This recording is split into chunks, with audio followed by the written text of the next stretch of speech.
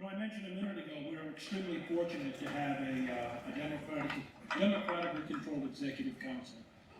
Because thank God, I know some of you have paid attention that a few weeks ago, Governor Chris Sununu,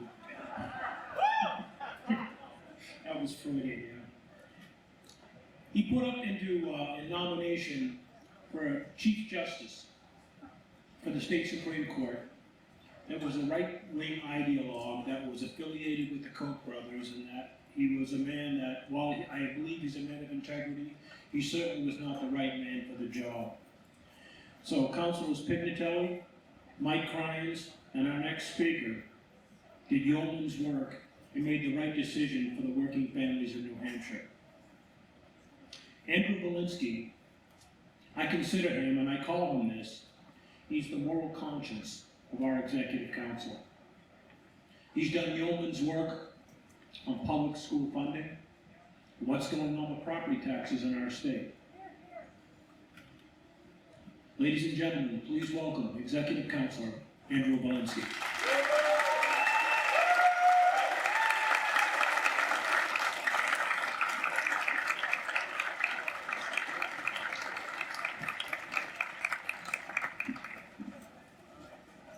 Hey, I love this breakfast. Thank you for inviting my wife Amy and me. Does everybody know Amy?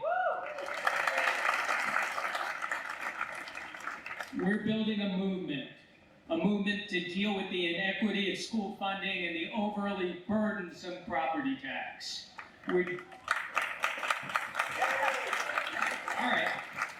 We're building a movement to deal with the tragedy of income inequality.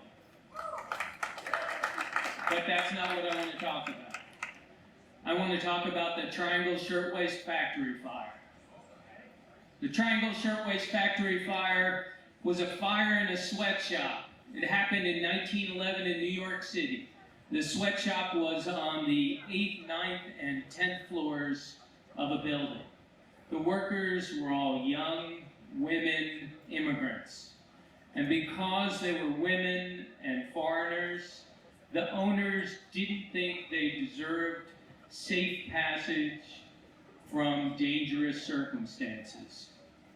And when a fire broke out in the dustbin, the women trying to flee found that the doors were locked.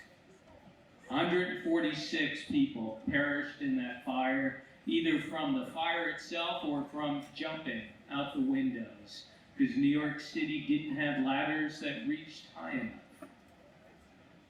That was a tragedy. It was a tragedy that happened at a time that compelled action. At the time, the International Ladies Garment Workers Union was just building. And the women in the Garment Workers Union took up the cause. And they were joined by a woman named Frances Perkins. Frances Perkins was part of what was called the Mink Brigade, a group of wealthy women who supported sweatshop workers. And together they built a coalition. And that coalition forced then Governor Franklin Roosevelt to adopt the country's first worker safety laws. 38 laws in all were adopted. That's where it started. Labor Day is an appropriate time to remember the Triangle Fire and the good things that resulted from the tragedy. Tragedy can compel action. And in this day, in the midst of the tragedies that are occurring day by day, tragedy can again compel action. So let's talk about a couple of the actions that we can take in the face of these tragedies. We can elect a new governor. That governor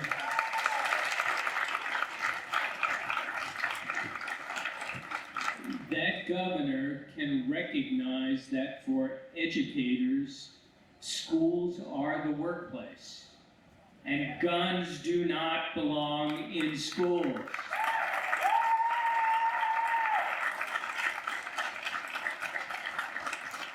We can recognize the tragedy of income inequality and continue the fight for 15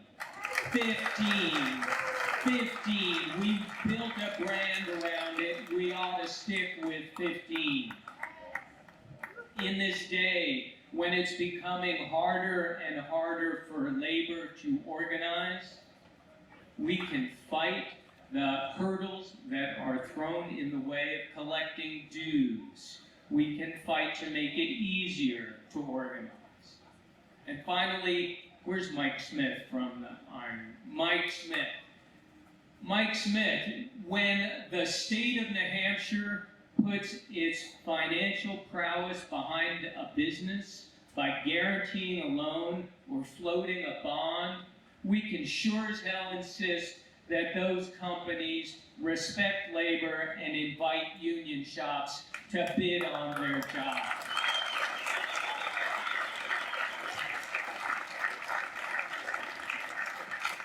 We can do this by building coalitions, just like the garment workers and the Mink Brigade. Together, we're more powerful. We can take tragedy and turn it into action.